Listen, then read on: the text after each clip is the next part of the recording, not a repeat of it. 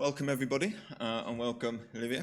Olivier Guitta is Managing Director of Global Strat. It's a geopolitical risk and security consultancy firm looking at global trends and events. Olivier has built over the years a reliable and extensive source network around the world. He's addressed the US Congress, the parliaments of the UK, the European Union, and Bosnia. He's a regular speaker at international security conferences and has lectured at the National Defense University and the Joint Special Operations University, which is probably the coolest name for a university I've ever seen. He regularly briefs on security and geopolitical matters. Members of the US Congress, UK MPs and MEPs, and also you today. His writings on international affairs and security issues have been published in a range of prestigious outlets, including The Times, Le Monde, Forbes, Jane's Weekly, Fox News, The National. It's a big, long list. Olivier appears very often on TV, BBC, CNN, Sky News, NBC, CNBC, ITN, and many, many more. Born in Morocco, raised in Spain and France, and educated in Cologne and Paris, Olivier spent 12 years working as a portfolio manager for two financial firms in the USA, so he speaks our and your language. Following the attacks of September the 11th, 2001, he left the world of finance to work as a geopolitics and risk analysis consultant for large multinationals and governments alike, first in Washington, DC, then in France, before joining the Henry Jackson Society in London in 2013. So, welcome. Thank you very much. I'll hand over the stage to you. Thank you so much. Good afternoon. It's a pleasure to be with you this afternoon. Thank you, Andy, for having me. Thank you to KBW to have me. Just as a personal note, as Andy mentioned, I used to work in New York in finance, and I used to use KBW research a lot as a young analyst. So it's funny that the circle has been done today. I'm going to try to stick to the 40-minute mark. We have a lot to cover, and we'll try to get to 20 minutes of Q&A with plenty of topics. There's no limit in terms of geographical areas that we would like to cover. So let's start first with saying, as the foreign minister of Britain just said a few days ago, geopolitics is back. I can tell you that it never left. It's just that people were not looking. And that's what we're here all the time with our clients, is to make them understand that geopolitics is going to rule the world. Just to show you how things have evolved in your sector, I send my newsletter almost every week to about 3,000 people in the industry that I personally know. I usually get a 60% opening rate of my emails. Since the 24th of February, it's gone up to 90%. People are getting extremely interested by what's happening in Russia, but in other countries as well. The big theme that we had for our clients for the past 3 years was the rebuilding of empires. And it has been the trend for us to look at the four nations that we consider the most dangerous and the ones that could take military action against others. Those four countries are not Britain, France, Greece, or Italy. They are, and I'm going to ask the audience, who do you think are those four countries that are trying to rebuild their empires? Russia? Yes? China? Yes? Turkey? Yes? And the last one? Iran. Very good. And those four countries happen to be extremely good allies of each other. And it's been a big thing for us to look at how the different dictators in those countries are looking at expanding their influence. Let's start with Russia. In 1989, when Vladimir Putin was a KGB officer in Dresden, East Germany, when the Berlin Wall fell, he started panicking and scrambling and calling Moscow to ask for directions about what to do. He says in his biography, I got the feeling that the country, meaning his country, the USSR, no longer existed, that it disappeared. In this remark, you can see that Putin's resolve about coming back to that time was there since 1989, and he would stop at nothing to get the USSR back. A few other things are important to look at when we look at what happened in the past 2 months is last summer, Putin sent to the US and NATO a book of his doctrine. This book was basically a diktat to ask the US and NATO to pull back. And he specifically demanded in that book that the US and NATO remove their troops from Central Europe and Central Asia. And if they were not to do that, then there will be consequences. And so it took about 6 months for Biden to answer, and he said, no way. 3 weeks later, Putin invaded Ukraine.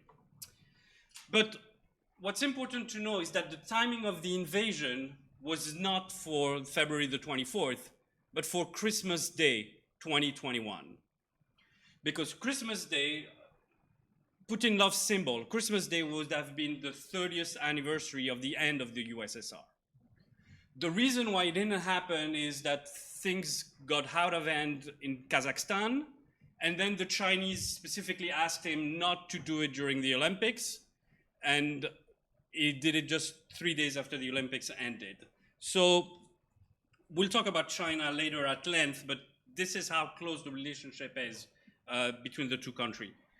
What I want to focus on is how opportune the timing is for Putin to have invaded Ukraine at that time. Let's start with one anecdote. The Finnish president used to speak to Vladimir Putin on a daily basis. It's not the case any longer, as you can imagine, with Finland likely asking for NATO membership in 2 days. But he said that starting in December, he saw that there was a change within Putin's rhetoric and view, and that he knew that he had the momentum to go and attack Ukraine now, and it was the right time for him to do it. But why was it the right time for him to do it? One, he had in front of him the weakest US president and vice president post-1945. He wanted to act before the November elections in the US because there's likely to be a Republican landslide, and he didn't want to be caught with a stronger foreign policy. But what really triggers everything was the reaction that he saw about Afghanistan and about the debacle that happened in Afghanistan. It seems that was the tipping point when he saw how the US withdrew quickly in a panic from Afghanistan, that he decided to move right in there. The second major event was the end of the Merkel area. And it was after 16 years, Germany was going to be living under a new chancellor and a tripartite coalition that never happened, with different partners that most probably would be extremely weak and have different views on foreign policy. The third one was in France. Macron was running for re-election, and he had other things on his mind. In the UK, the same, Boris Johnson embroiled in scandals. Fifth reason, honeymoon with China. And the last one is that the Russian economy was doing so much better than the year before. So at the start of the conflict, we had mapped out for our clients 3 options, 3 scenarios that we would see probably unfolding. The first one was Russia would take Kiev, the capital, unseat the government, and place a puppet regime. The second option would be Russia that would try to take the whole country and occupy it. And the third one was Russia would take Ukraine and then moved on to Moldova and Georgia first. We strongly believe that the scenario number 3 was the most likely. Odessa being 30 kilometers from Moldova, The Belarus leader showed on a map that Moldova was a target, and it would have been a much easier way of doing things. But things didn't happen this way. So to backtrack, what we're looking at talking to our friends in Ukraine is the Donbass. The ideal scenario now for Putin is to basically take over the Donbass and cut the country in two, have a kind of Russian republic in the Donbass, and have Ukraine as a North and South Korea type of regime. Regarding the outlook, when I was interviewed on the day of the attack, and people said, "How long do you expect the conflict to last?" I said 10 to 15 years, and the reporter was, dumb shocked that I was answering this. He said, "No, it's going to take a few weeks for Russia to take over, and not 10 or 15 years." And I said, "Look, in terms of history and in terms of what happened between the Ukrainians and the Russian, you can make a point that Ukraine has been at war with Russia since Crimea 2014, so it's already 8 years. But still, without playing that card, you look at Syria, you look at Lebanon, you look at Algeria, most of the conflicts that involved neighbors have lasted between 10 and 15 years post 1945. There's no reason why this conflict is not going to last this, especially in terms of the resistance that we've seen from the Ukrainians. And if the Russians were to start occupying and becoming an occupying force, then we would see some kind of urban warfare, a little bit like in Syria. And we'll get back to that, because I think it's very important to look at, unfortunately, even with the ruthlessness and the violence that we've seen from Russia today, this is just a fraction of what they can do. And in a way, it's crazy to say that, but Putin has restrained himself not to, for instance, use chemical weapons. But for us, it's not a matter of if, it's a matter of when. He's going to follow the model that he has in Syria. It's not by chance that the general now ruling the whole operation is the one that ruled the operation in Syria. He's bringing in mercenaries from Wagner at the tune of 10 to 20,000 mercenaries. 3,000 have already been killed, but he is following exactly that route. And the way that Assad was able to get the upper end on the jihadist and the secular in Damascus was after the chemical attack in Ghouta in 2013. Putin, having seen that, to basically use as a moral booster for his army and a moral drain for the Ukrainian resistance, it's just a matter of time, unfortunately, until he uses chemical weapons there. So now there's the issue of the nuclear. About 3 weeks ago, I was asked, what are the chances of Russia using nuclear weapons? I said 1%. I think he's bluffing. I think there's no reason for him to do that. Chemical weapons are, in the 80% probability, but nuclear, no. So I started talking to my friends in Washington and my friends in Ukraine and looking at different scenarios and how the war was going extremely bad for him.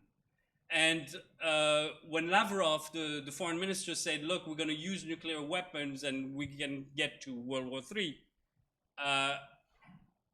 And when I saw the director of the CIA said, look, we have now an inkling that there's a risk of a nuclear weapon use, we upped our probability to 10%. So we're at 10% now in terms of what could happen, but you never know. I mean, what Putin has been using in terms of pushing is sign of desperation. He had no idea, obviously, that it would take so much time to get this rolling. But here is the clincher, because now I'm opening the debate to the level that it's not just Ukraine, Russia, is that Russia is going to go after any ally of Ukraine. And I would put to you that first and foremost, even before the US, he would come after the UK. the UK has been, the staunchest ally of Ukraine, and we have put together a scenario about a month ago on how possibly Russia could use a kind of proxy war against Britain in different theaters of war.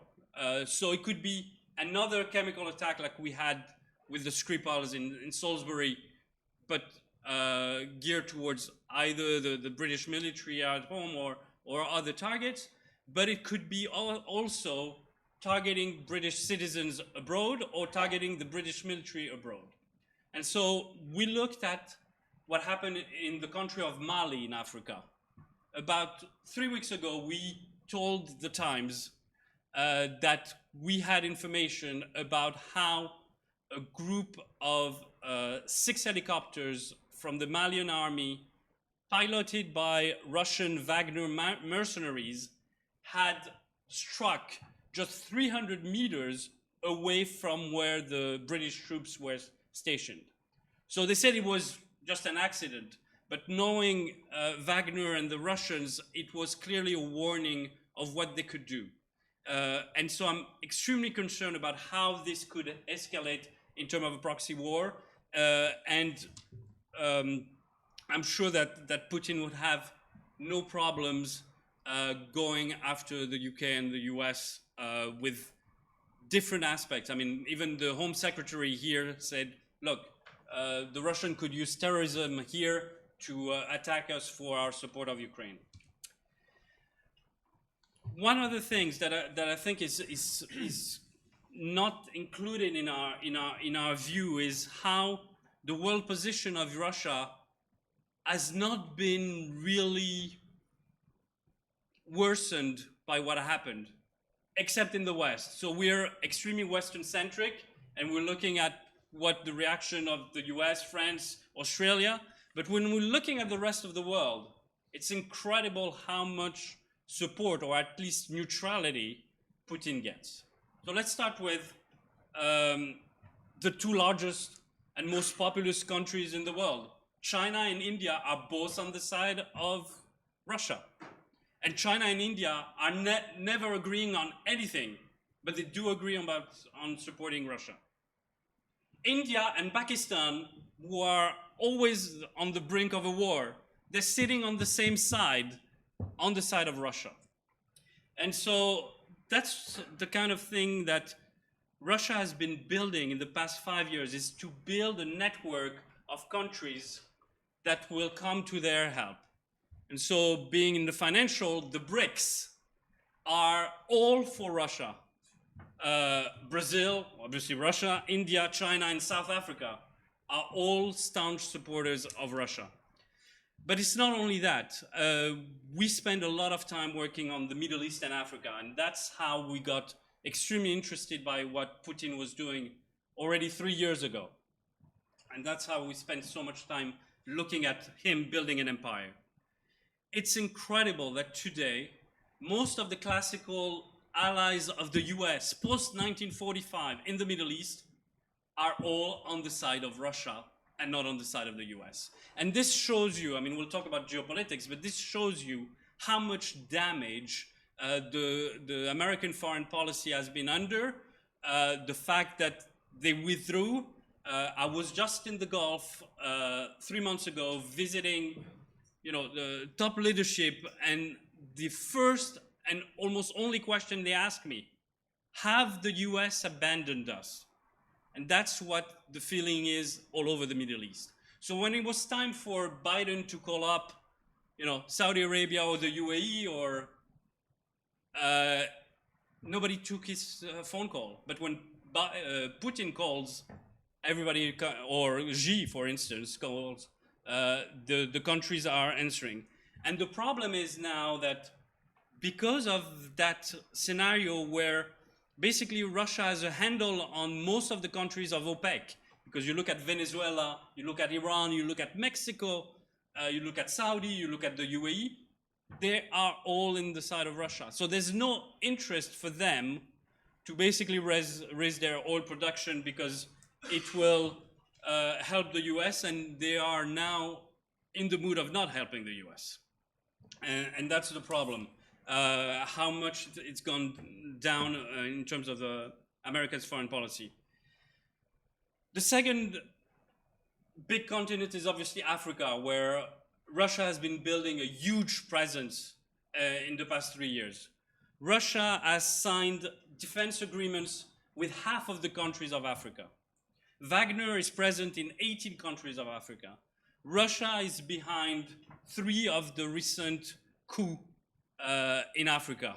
They have been able to get rid of the big French presence in West Africa and the Sahel. They are infringing on the Chinese role, the Americans, the Brits. The Russians are the major playmakers now in Africa in just a matter of 3 years.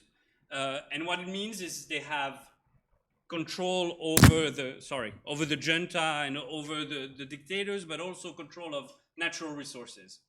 And here is just a case in point. I would be someone in the West wanting to drive a wedge between Russia and China. I would point out to Africa and to how much Russia is taking away some natural resources that China was already looking at for the past 20 years. Those two countries are bound to go, if we play it right, into a major conflict. But unfortunately, our leaders are not as smart as looking at this in that framework. 2 other things that are important to look at when we're looking at the war chest of the Russian central bank, for instance.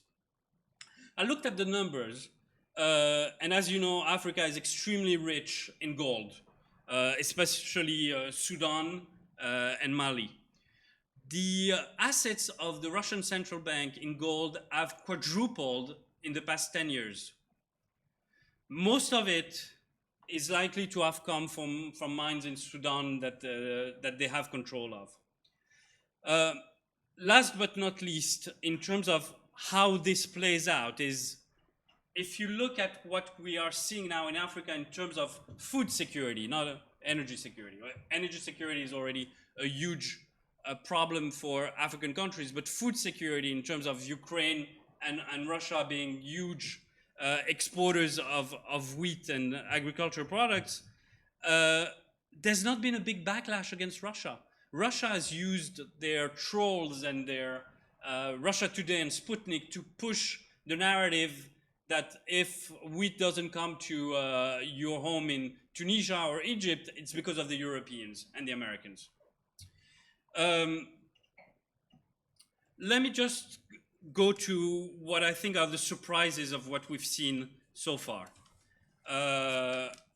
One is Ukraine's resistance, especially on the cyber level, and how much it's important for us to acknowledge the know-how of the Ukrainians to beat some of Russia's attack on cyber.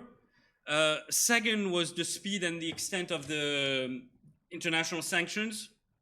Third was the massive energy policy change.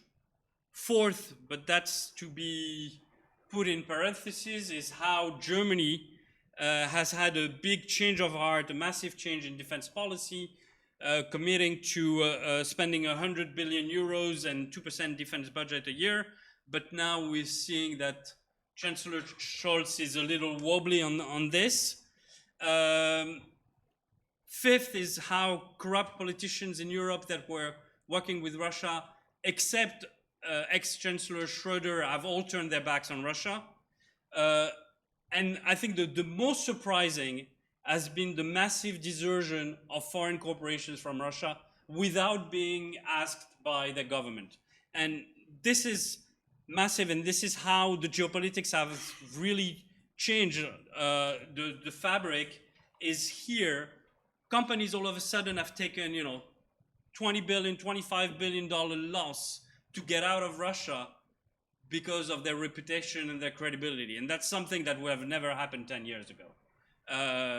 10 years ago, if you don't have the government saying to a company, you're going to close down your office in Moscow, otherwise we're going to sanction you, this would have never happened.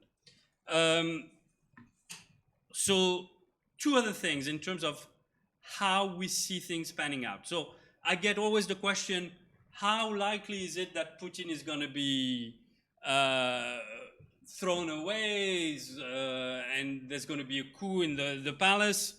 Putin has prepared this for a long, long time. As I told you, 1989, all the way to today, everything has been prepared for this moment because he had no hesitation about building the empire. So only force could stop him, or disease and him dying of natural causes in the next years. Otherwise, there's no reason why Putin is not going to be in power. Just one point and one example. For me, the fact that a weak dictator like Assad was able to stay in power after what happened with the whole world being behind the coalition against him shows you that Putin is 1,000 times stronger than Assad, and Assad is still in power. There's no reason why, unfortunately, Putin is not going to last. So there are two other points that I want to make on Russia that are important because you may have not heard about those 2 points.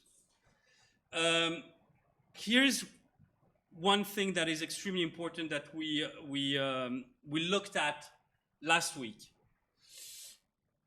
The Americans, actually the American private sector, have discovered that Russia has developed an extremely powerful malware that they could use for attacking industrial facilities around the world. And this malware is as strong or stronger than the malware that the US and Israel used, the Stuxnet malware, against Iran nuclear facilities about 10 years ago. What I've been told is that it would take at best 1 year, at best a few years for the West to find a way to stop this malware. And we're looking at Russia possibly attacking LNG facilities, gas facilities, most probably. And this is how things are coming into fruition, is that now that Europe is trying to break the chains of the dependence with Russia's energy, Russia could have a weapon to basically attack their competitors and the countries that could provide the gas to Europe. So for me, looking at the military side of things, yes, Russia has huge weapons, has nuclear weapons, but this malware that not a lot of people talk about is probably much more dangerous medium term for us. Last but not least, in terms of sanctions, I think that the next level, and the Americans could be looking at this, is to put Russia on the list of state sponsor of terrorism. There's a case to be made. I've been told by my my lawyer friends that there's plenty of proof to be able to put Russia on this list. If that were to happen, this is much bigger than anything that has been done today. Just one thing, obviously they can, with this designation, they can freeze assets anywhere, including real estate. But more importantly, they can take economic action against any country doing business with Russia. And as you may remember, when Iran was designated, there was a lot of countries, especially in Europe, that stopped doing business with Iran because they were scared of the US sanctions.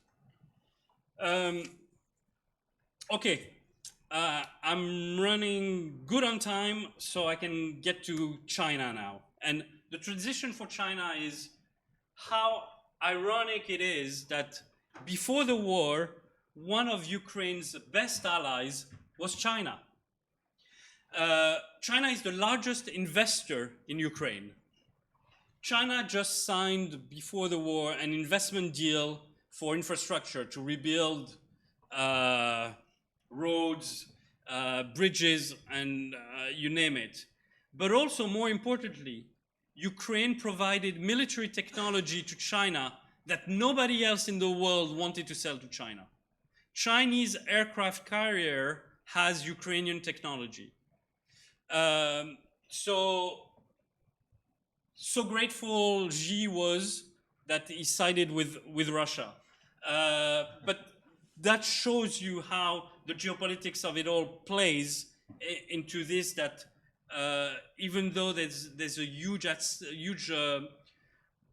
currency and funds at stake here, Xi had no problem.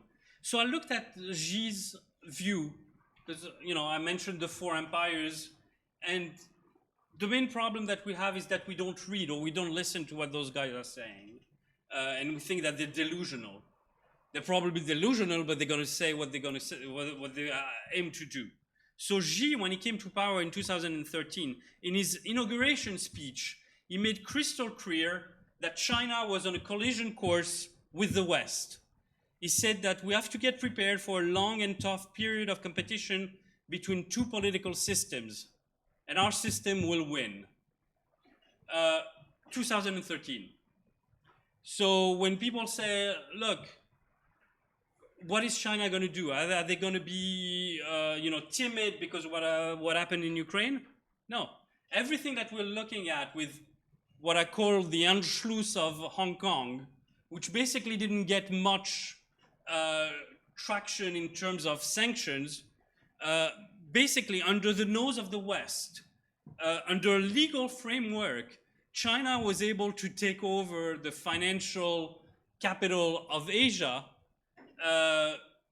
and nobody reacted. And it just happened in a year. So imagine that we had treaties, the Brits signed treaties to hand over Hong Kong to China, and that needed to be respected all the way to 2047. The Chinese just forgot about it, and nobody did anything to stop them. So that's one. The second thing is the conflict with India in the Himalayas. This could rekindle very, very quickly. Third, in the South China Seas, Vietnam, the Philippines, Malaysia have seen a lot of expansion from China. So let's look at the elephant in the room, the possible invasion of Taiwan. So let me start by saying that Taiwan is not Ukraine for the Americans. And just for one simple reason, called TSMC, Taiwan Semiconductor. The Americans have so much to lose that, to my mind, the pressure will be such from the technology industry in the US that if China were to invade tomorrow Taiwan, there would be some kind of military reaction from the US because it touches on American national security. As you may know, Taiwan Semiconductor produces 90% of the top chips in the world. Imagine if China has this in their hands. TSMC has been, preparing for Plan B, and they're building a huge $20 billion factory in Arizona, another $15 billion factory in Germany, some more in Vietnam, but they're not going to be ready for another 3 or 4 years.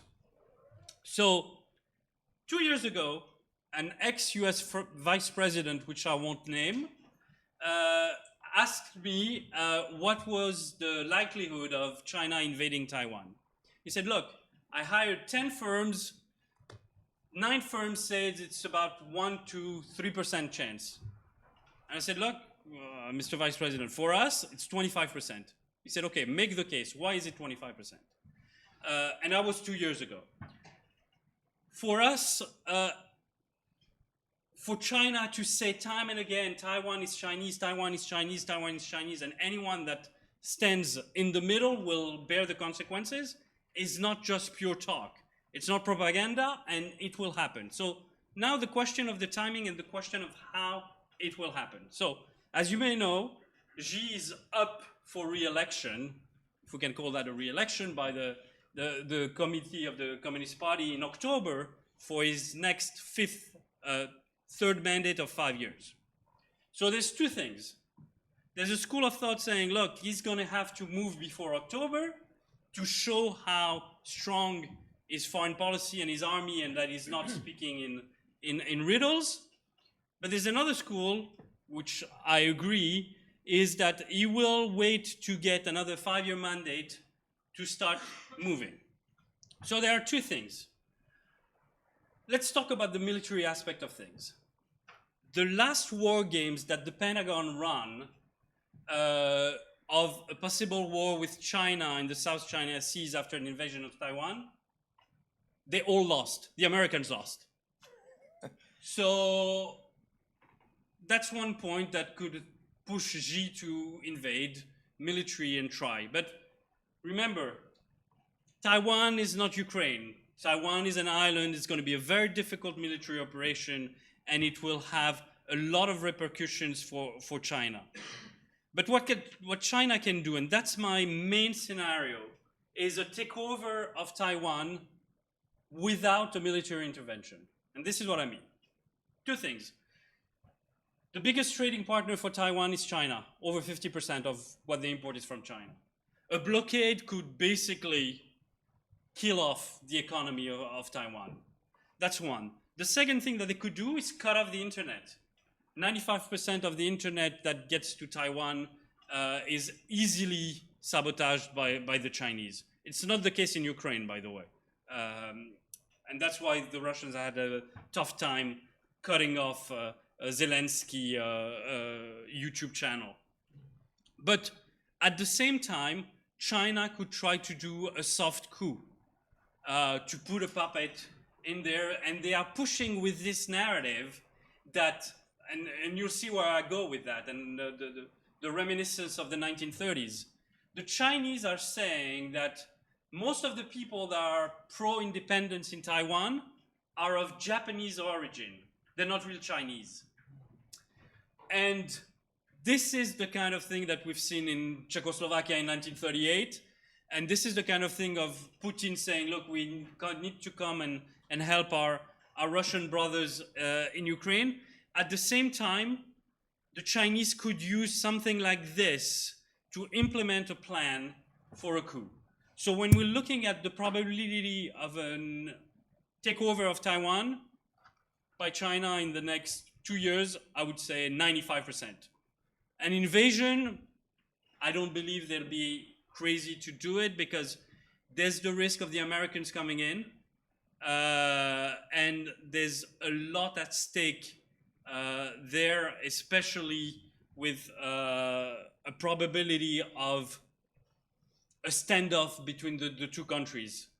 And they've seen how it worked in Hong Kong. Hong Kong, without violence, you know, they got away with taking over the territory and no sanctions. So that's the next question is, you know, what will happen if they take over Taiwan in terms of sanctions, how it will affect basically the world economy. So I have two more things and I'll open to question. The first one is how much China has prepared for this in terms of basically having control of a lot of industry, from pharmaceuticals to rare earth minerals, where we need China more than anything, and that they know that we will have a tough time sanctioning them. The last thing, and it's just opening up, is for us, the big next hotspot is Iran. There's a conflict brewing. Let's not call it a war, but there's a conflict brewing extremely hotly in the Middle East. August being, as I told Andy, August being a very dangerous month in the Middle East and in other parts of the world because of the timing. Iran, the main question is terrorism against different nations, a proxy war in Iraq, Syria, Lebanon, and Yemen, but possibly on the other side, because the Americans have left. Literally, the allies, there is now a coalition between the Sunni Gulf countries and Israel to get prepared to a reaction of a possible Iran attack. And if the Americans were to give up, which I think they will, and sign off on the nuclear deal, Iran gets flushed with $150 billion right there, and it will not be used to alleviate the pain of the population, but rather to foment dissent and try to take over the region. I'll stop there, and I made it in 40 minutes. Well done. Well done. Should we book him again next year, or should we? Should we? If we're alive. Yeah. Can we get the mics, please?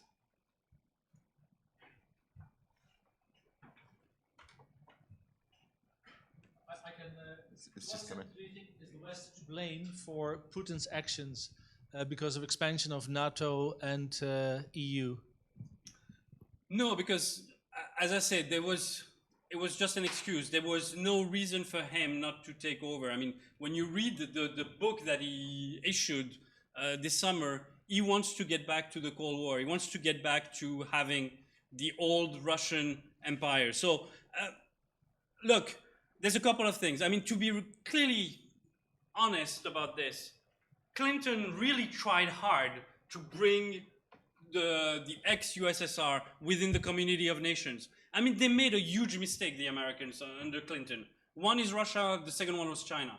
To admit China in the WTO was the biggest mistake you could imagine, because you thought that because they were going to become capitalist all of a sudden, they would stop being undemocratic, but that was a big mistake. But to get to your question, I think that, honestly, if even Ukraine was part of NATO, it wouldn't have changed a thing. I mean, he is all about Ukraine being Russian, Moldova and Georgia being Russian, and he's not going to stop. So what I'm saying is that if he doesn't get successful in Ukraine, he will go to Moldova and Georgia, because those are easy targets for him. You know, Moldova has 3 million people, they don't have an army, they're not as sophisticated as the Ukrainians on technology, so it would make sense. I think that the main mistake he made was not to start with Moldova and Georgia, that were easy, so he could see that, you know, the West wouldn't have bulged, because the West didn't bulge in the first two operations in both Moldova and Georgia, and then he could have taken on Ukraine. So I think that was his mistake. Tim? Thanks. Thanks for your great comments. You haven't talked at all about the prior to the war efforts by Russia to destabilize the West, at least as reported through the US elections, Brexit, all that sort of stuff. To what extent is the inflation, commodity price destabilization we're getting now an intended consequence, in your view, of what Putin's doing? And to what extent do you think the knock-on effects of higher instance of poverty and the destabilization of European politics by country, Marine Le Pen coming close, and nationalist politics getting more popular, is this something he wants? Is it something we should expect to continue? And does it signify objectives beyond the Ukraine? It's an extremely good question. I'll ask Andy next year to do a 3 hours so I can cover all this. But to answer your point, yes. And I'm surprised in a way. Putin has been building, I wrote a piece about 2 years ago how Putin bought off a lot of the politicians in the UK, in France, in Italy, in Austria, and prepare for exactly what you were saying. That if there was going to be something of an operation, that those guys would be able, with Marine Le Pen, for instance, to defend him. But this is where he got that wrong. I mean, except Schröder, that's getting millions of euros each year, and sticking with him, everybody disappeared. I mean, the Italians were in bed with him, I mean, to the level that you cannot imagine. So for Italy to really change their stripes is extremely different. So the calculation that he made with influence, the trolls, Russia Today, all this is not paying off. It's a huge defeat for him, because I would not have thought that politicians, governments would turn against him that quickly. For me to see the EU so anonymous Unified. in front of him, so speaking with one voice was a huge surprise. Right away, I would say Italy, Austria, Spain, Greece would have voted against anything against Putin. But the reaction to what happened, and I think that to get to the bottom of your question, the main thing is because the operation didn't last 3 days, the Europeans could start thinking about this and seeing how this was unfolding and changing their stripes. Would he have invaded and taken over Kiev in 3 days? We would not be speaking about this. There would not be any major sanctions. There would not be any of this. I can assure you that it would have, folded. But the problem, and that's why he has a big strategic error, was to think that with influencing all those populist parties that they would stick with him. I mean, even Marine Le Pen couldn't get anywhere close with him, and she got 10 million euros, for God's sake, from a Russian bank directly from him, and still she wouldn't defend him. So yes, in reality, that was a big surprise that they were not there. Second point of your question, the inflation and how he's playing it. Yes, because if you look at it, basically Europe is paying about $1 billion a day in importing gas and oil from Russia. So we're basically financing his war. When oil was at 10 or 20 bucks, then no, but because of this vicious circle that Putin would call a virtuous circle, basically he starts the war and he knows that oil and gas are going to pick up and he's going to get the money and that the Europeans need to buy the oil and the gas from him. So it's a win-win. And there's no reason for him not to follow. So what would be interesting is to look at what I said. Is he going to go after the US? Because now the main winner in terms of energy supplies to Europe are the Americans, the Qataris, and the Algerians. Those are the three countries that are going to provide the gas that we are importing from Russia. So what is Putin going to do? If your theory is right, and I think it is, he's going to focus a lot of his efforts on what I said about the malware and attacking LNG facilities and attacking American coming in. You've seen the case, you didn't mention that, but there was an American oil company that got ransomware about a year ago, Colonial Energy, and they wouldn't have any gas in the gas station, and we know that it was the Russian. So he's going to use those weapons to basically trick us to continue to finance his war. Sorry, quick question. Do you not think the use of that malware would trigger Article 5 if it was on a NATO country? And what do you think about kind of Western media depicting Putin as some sort of person who lost its marbles, a madman with dementia? Do you think it's all tactical and it's still being strategic, or do you think there's a bit of paranoia and mental issues going on there? So there's a couple of things. Yes, Article 5 would not be initiated, I think, for this. It wasn't initiated when Putin attacked Estonia in the 90s. They will have to prove it's Russia. It's going to be not easy. But also, for now, NATO doesn't have cyber included in terms of Article 5. So if, the UK is attacked by Russian hackers tomorrow, there's no reason why they would do it. But having said that, today, the Americans, the Brits, the French less so, but the Americans and the Brits are the ones leading the war with cyber against Russia, but extremely actively. So you could put things in perspective that, yeah, okay, they're not going to issue Article 5, but still, behind the scenes, they will do it. So the reasons why the Ukrainians are winning the cyber war is not only that they are extremely sophisticated in terms of technology, but also because they have the support of the US and the UK. Your second question was about, sorry? Oh, yes. So,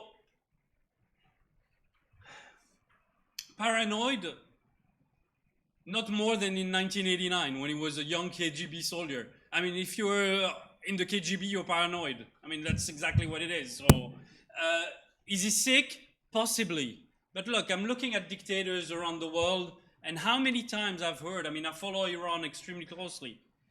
People inside Iran, people that know Iran inside out, have been telling me for the past 20 years, Khamenei is on his deathbed. He's gonna die. He's sick. He has cancer. He has this.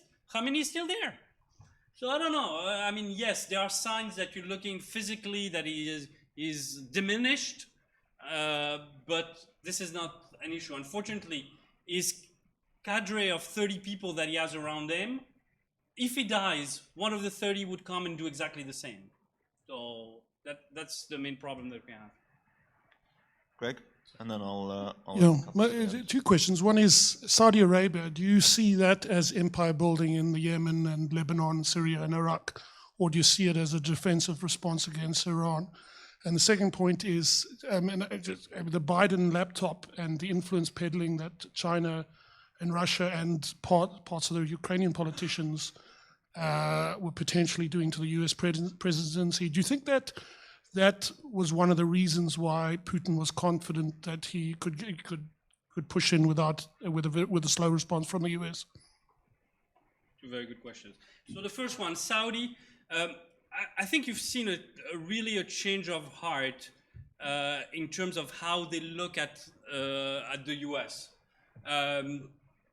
I was there in November, and as I said earlier, they have now decided that they need some help from the Russian and the Chinese. It's interesting.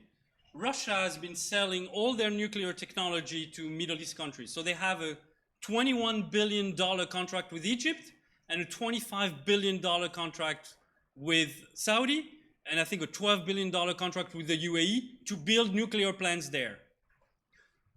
Those are classical allies of the US. I mean, if you think about it, how is it possible that Russia and China are closer to Saudi and the UAE and even Israel than the US? And the main problem that we have now is that, and that's why I say Iran is a hot spot, because Iran will target facilities again in Saudi, will target the UAE. We've seen how the Yemen Houthis, the rebels propped up by Iran, attacked Abu Dhabi. That was a huge thing. I was in Abu Dhabi when it happened, and look, everybody was stunned that this could happen and that no system could protect it. And so I think that we are preparing. They're preparing coalition. They have signed an agreement in Israel about a month ago. The Saudis were not there officially, but the Saudis have been working with Israel for the past 25 years, at least on the military level. But that's another story. But they're building a coalition between Bahrain, Morocco, the UAE, and Israel to basically put all their resources, the military and intel resources together to fend off an attack on Iran. So if there's any intel coming in Israel, Saudi will know it within a few seconds. So they have now basically subcontracted their defense to the region, but also de facto behind it to Russia and China. So that goes into your question of the Biden laptop and everything. I don't think it's a major issue in terms of Putin thinking about how Biden is not going to react. Because, as I said, yes, politician scandals happen under all the US presidents, but what I said about Afghanistan is really the tricking point. There's a few things. Putin has those ideas where, he remembers things. So before Afghanistan, the thing that he remembered the most was Libya. And he said, look, I was behind the US and the West in getting rid of Gaddafi, even though Gaddafi was a friend of mine. And I got repaid by the Islamists taking over, and the West basically screwed me over. I'm not going to get caught in this any longer. So one thing was Libya, where he decided that he would no longer vote on any resolution with the West. The second one was Afghanistan.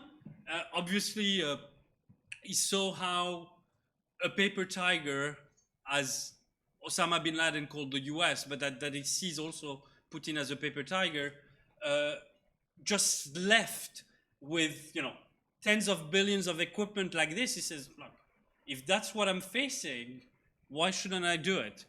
And I say that in a tongue-in-cheek, but Biden is very expectable.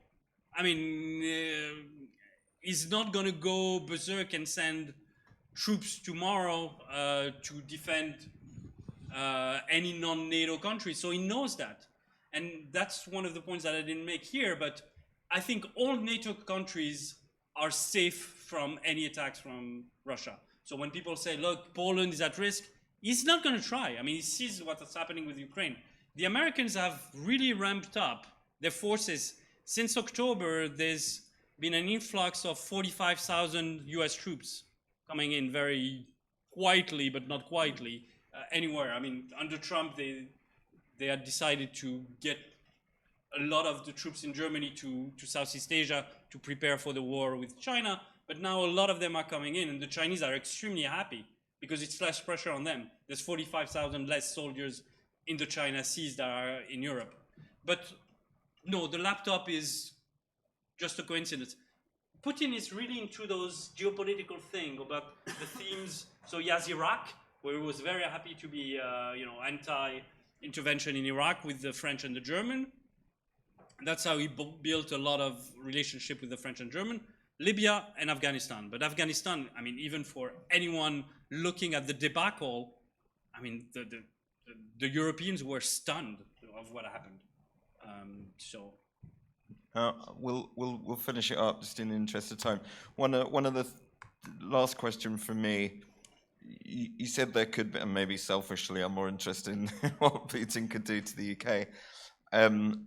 What would let's say there was an attack on UK troops away from the UK? What's the UK, US, or NATO response in that? What's like the range of? Is there an equivalent thing they would do back? So we would do back. So unfortunately, looking at history, when there was terrorism against British, American, and French soldiers in Lebanon, nothing happened. And we knew it was Iran all over. I think that, unfortunately, the reaction will be timid. I thought that, what's been happening in terms of the financial sanctions are good in the UK. But in terms of the military, there's two sides to this equation. One is, how do you prove that this helicopter that hit the British troops is piloted by a Wagner mercenary that actually works for Russia? And Russia has been extremely good to deny any contact. They're still saying Wagner doesn't exist, which is mind-blowing, but that's what they're looking at. So if you're looking at legal terms, if tomorrow the UK goes to the UN and say, look, it's Russia that killed 100 of our soldiers in Mali, they say, okay, show us proof. Okay, it's that helicopter, how is it proved? And it's a mercenary, is it the Russian state? How do you prove it? And unfortunately, we're extremely legalist to look at this stuff, and I think it could be a cyber war. That would be ideal, actually. If the UK were to retaliate with a cyber war to cripple the Kremlin, then you don't have to, claim it high and say, look, at the UN, oh, they killed, so we're going to do this. No, do it behind the scenes. Okay, got it. Listen, thank you very much, Olivier. That was enlightening. I wouldn't say enjoyable, no. But thank you very much. Thank you very much for having me. Your time, and thanks everyone for hanging on.